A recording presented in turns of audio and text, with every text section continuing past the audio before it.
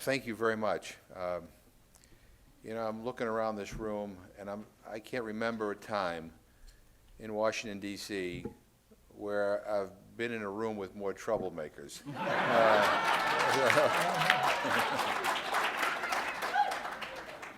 Peaceful troublemakers. I'm looking at this slide here, faithful action in a time of conflict.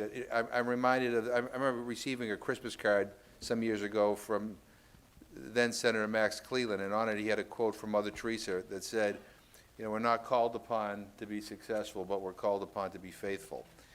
And, but I like a little success every once in a while too, I have a great admiration for the Friends Committee and for all the work that you do. You have an incredible Washington team. They make a real difference on Capitol Hill. We wouldn't have come so close in that vote to end the war in Afghanistan if it wasn't for the work that is done here in Washington and then the work that you do out in the grassroots. Every once in a while, you can convince one of these stubborn members of Congress that they should do the right thing. And the one thing that, and I think Walter Jones, who is a great partner and a really courageous man, I think one of the things he would agree with me on is that Lyndon Johnson was right about one thing, and that is it's easy to get into war. It's hard as hell to get out of one. And in Washington, it is frustrating whether you're on the inside or the outside, because all the discussion is about winning or saving face or credibility or looking good or, showing that we're strong and never giving in. And when you think about it, none of those things, really are the issues we should be talking about. The issue should be, is what we're doing right or wrong? Is there sense to our policy, or is there no sense to our policy? And I will tell you, both with regard to Iraq and Afghanistan, there is no sense to our policy anymore. There's none. And I've been to Afghanistan on 2 occasions. I've been to Walter Reed Hospital on countless occasions. I've been to more funerals than I care to even recall. I've talked to more families who are, who have lost their husbands or wives or sons or daughters or mothers or fathers who have asked why. Why did my loved one have to die? And I have nothing, I have nothing to say to them and answer that question. Because there is really no good reason why American men and women should be dying for a corrupt regime in Afghanistan, a regime that does not respect human rights, a regime that routinely degrades the U.S. effort there on top of everything else. I was there, and a soldier from Massachusetts said to me, I just saw one of my buddies get blown up yesterday. And he says, and I listened to the radio this morning, and I heard President Karzai basically talk about how rotten the American servicemen and women are. He said, what the hell are we doing here, Congressman? And I got to tell you, if the goal of Afghanistan was to get rid of Al-Qaeda, we won. It's done. They left a long time ago. They don't want to. There's no reason to believe they'll even come back. But now we're into this very complicated and confusing policy of nation building, and now we're going to rid the country of the Taliban. Well, I hate to tell everybody, but the Taliban are indigenous to Afghanistan. They were born there. They live there. They may not be nice people, but that's where they're from. And as we're seeing, is the mightiest military power on the planet, that it's tough to get people to leave their homes. And that, in fact, what we're finding is that the longer we're there, the more the Taliban are gaining in strength and in numbers. I mean, they're not going away. We're not diminishing them. They're gaining recruits every single day. So what the hell are we doing? Now we have this super committee, which I think is the stupidest idea that has ever come to pass in terms of trying to fix our economic problems, but a super committee that's saying we got to find $1.3 trillion in savings over the next 10 years. You know, otherwise there'll be automatic cuts that will go into effect across the board. And so where does the discussion begin? Medicare, Medicaid, Social Security, SNAP, food stamps, nutrition programs, Pell Grants, we're told are all on the table.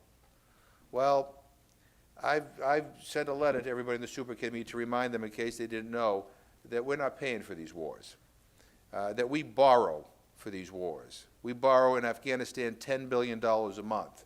We don't pay for it. And my view is that we have one or two things we can do. Either end the war, which I think is preferable, or have the guts to get up and say to the American people, we want you to pay for it. You know, but this notion that you can fight wars on the credit card and then, you know, and then the war becomes an issue that goes on the back burner, I think is immoral. You know, I think, you know, and these,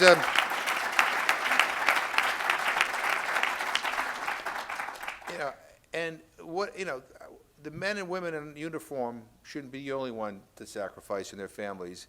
You know, if you're going to take this nation to war, you know, we all need to be in this, or we all not, or we shouldn't go. It's that simple. You know, there was an article in the New York Times, I don't know how many of you read this, in the op-ed page, this guy Charles Blow usually does these graphs, and he showed how we went from surpluses to deficits. And the biggest driver of our deficit are these war costs, not paid for. Why doesn't somebody say, okay, let's fix that, you know, let's go after that, rather than going after programs that help people, and mostly vulnerable people in this country.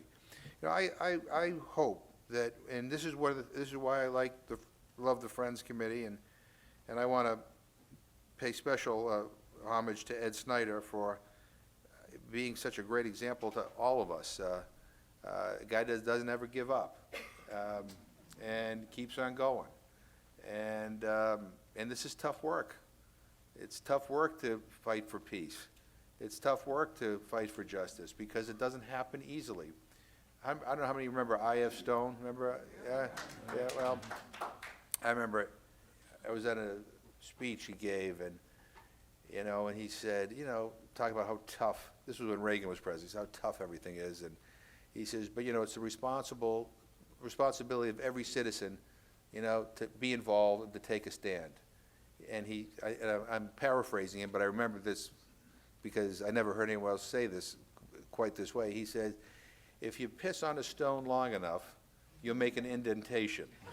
And he said, and he went on to say, he says, in his lifetime, you know, he said, you know, he never thought he'd see the day when J. Edgar Hoover would be exposed for the jerk that he really was, or that that we would expose some of the excesses of our CIA and some of the assassination plots. And he went on and on about some of the things, of the victories. And we have to remind ourselves that there are victories here. I mean, we are making a difference, not as fast as we want, but we are making a difference here. And I will tell you, this war in Iraq would still be going on if it weren't for people like those of you who are here in this room. And this war in Afghanistan will go on forever unless people like those of you in this room continue to insist that it comes to an end. I mean, and the reason why you're especially important right now is because you can't, you know, our news in this country has become so dumbed down that if you turn on the Today Show or you turn on the nightly news, it's more about entertainment. I know more about Michael Jackson's doctor than I ever want to know about, you know? But when that is the headline in the news, and, you know, Americans being killed in Afghanistan or children or civilians being killed in Afghanistan is an afterthought, there's something wrong with the way we're doing things in this country. And so you have to be, and continue to be, you know, the agitators or the troublemakers to get people to start talking about some of these uncomfortable things. This presidential election going on right now, the war in Afghanistan ought to be front and central. And President Obama ought to be able to tell us, you know, when he's bringing these troops home, and I mean bringing them home, not like in Iraq where I'm now reading that we're going to take our troops and redeploy them in Bahrain and Saudi Arabia and everywhere else. But, Mitt Romney or Rick Perry or, God help us, Michelle Bachmann or whatever, they ought to tell us what their plan is to end these wars. And I'll just finish with this, and I'll have you take questions. National security is a term that gets bandied around here an awful lot. But national security, to the people I represent, means things like jobs and education and health care, and a clean environment. Mrs. O'Leary in Worcester, Massachusetts isn't losing sleep at night wondering whether Osama bin Laden's brother is going to come storming through her door. But she is losing sleep wondering whether she got enough money to pay her heating bill this winter, or whether or not she'd be able to pay her rent or pay her medications. I mean, those are the things that people worry about every day. That's our security. That's what we should be talking about. So when you hear senators or congressmen say, it's all about our national security, well, at some point, national security has to mean us here at home. It has to mean dealing with poverty here at home. It has to mean ending hunger here at home. I co-chair the House Hunger Caucus. There are 50 million Americans who are hungry. 22 million of them are children. We should be ashamed. We should be ashamed. Richest country in the world, everybody should have access to food in this country. We ought to fix that. And so I will just say, and again, if Walter were here, Walter, you got to get him back here, because Walter is one of the most deeply religious and kind and wonderful human beings I have ever met in Congress. I mean, he's motivated by what's right inside of him and by conscience, and there aren't a lot of people that are like that anymore. And so, if he were here, I mean, he would want me to say to everybody, all of you here, we are so grateful for you. You have no idea. I mean, going to work every day with this crew, you're better than prescription drugs, believe me. And I want to make sure that you know how much we appreciate what you're doing. And we need people to stand up and to push back and to fight back and to get our country out of wars and to demand that we fight for justice here at home. And so with that, and again, I'm honored to get the Edward F. Snyder Award because it represents all that's great about all of you. I say thank you so much for this honor.